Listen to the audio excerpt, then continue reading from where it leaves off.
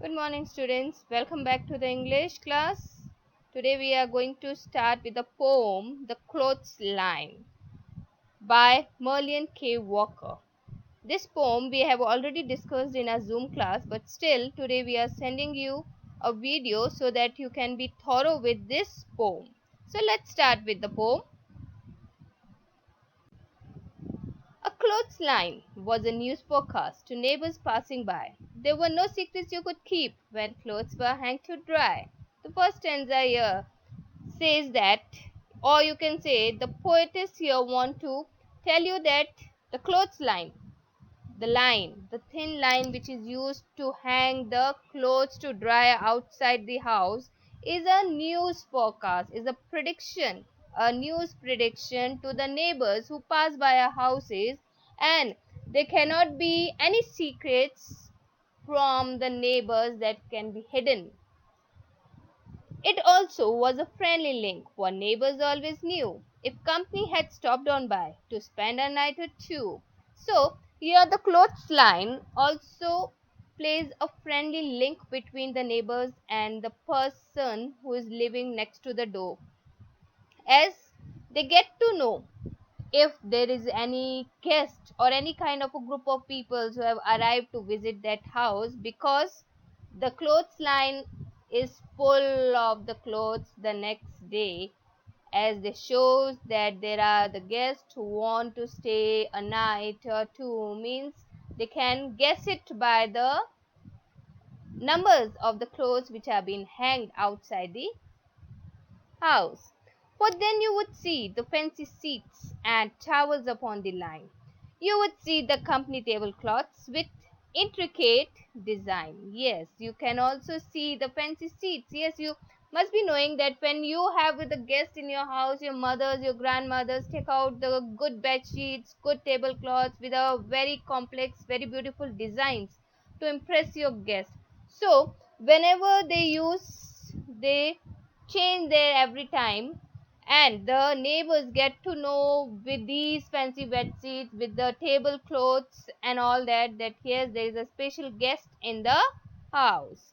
The line announced a baby's birth from folks who lived inside, as brand new infant clothes were hanged so carefully with pride. Yes, when the neighbor sees the clothes on the clothesline of a newly born baby, they guess it that yes, there is a newborn baby in the house, as the family members, the folk here means the group of people living in the house, are proudly placed those clothes outside the house to let everybody know that yes, there is a baby's arrival in the house.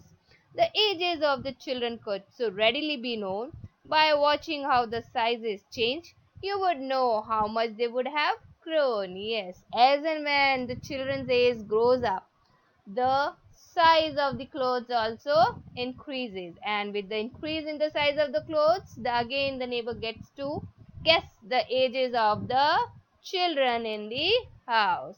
Let's move to the next five stanzas.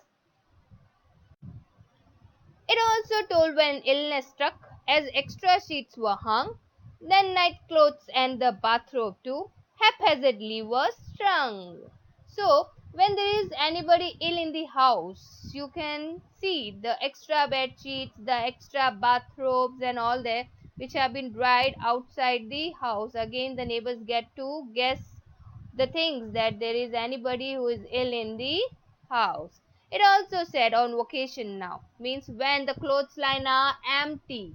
The clothesline speak. Yes, the master of the house, the peoples of the house is not there. They have went on the vacations. When lines hung limp and bare. Yes, the line hung limp and bare means empty. There is no clothes on the clothesline. It told, we are back when fulliness sagged, when not an inch to spare. And when the peoples of that house come back, the clothesline is full of the clothes, and there is not an inch left for any other clothes to be hanged out. New folks in the towns were scorned up if wash were dingy and grey, as neighbors carefully raised their brows and looked the other way when there is a new group of people, the neighbors who have arrived to live next to the door, they look upon the clothes line, the clothes that they used to hang outside to dry, the quality, the things the clothes used to tell about the person. So the neighbors used to guess what kind of a people have come to live nearby there. But clothesline now are of the past, for dryers make were much less.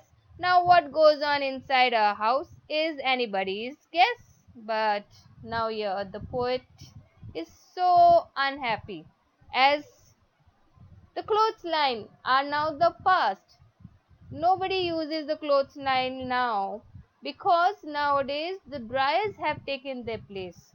And as the people started using the dryers, nobody used to hang the clothes much outside the house to dry it. So the neighbors also don't get to know what's going inside the house. I really miss that way of life. It was a friendly sign when neighbors knew each other best. But what hang out on that line?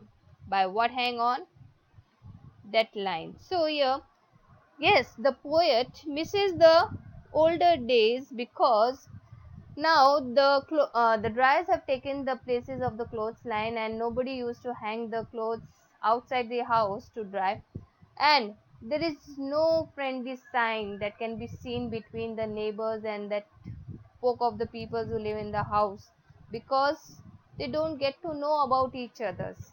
In the older days, they used to know everything, what happens in the house, who has arrived, who will stay there for a longer period of time. All these things can be guessed by the neighbors with the help of the clothesline. But now there is no chance to know anything about each other, because the clothesline are no more being used. So, children, I hope you must have understood this poem, and if you have not, we are sending you a short summary of the poem. So, here it is a short summary of the poem. In the poem, The Clothesline, the poet recalls the days when the outdoor clotheslines were extensively used. She says that the clothes on the line told the neighborhood about what was happening in the house. When the intimates were out on the vacations, the line would remain empty. When they returned, the lines would be full with the washings from the entire vacation. New neighbors could be judged by the color of the clothes hang out to dry.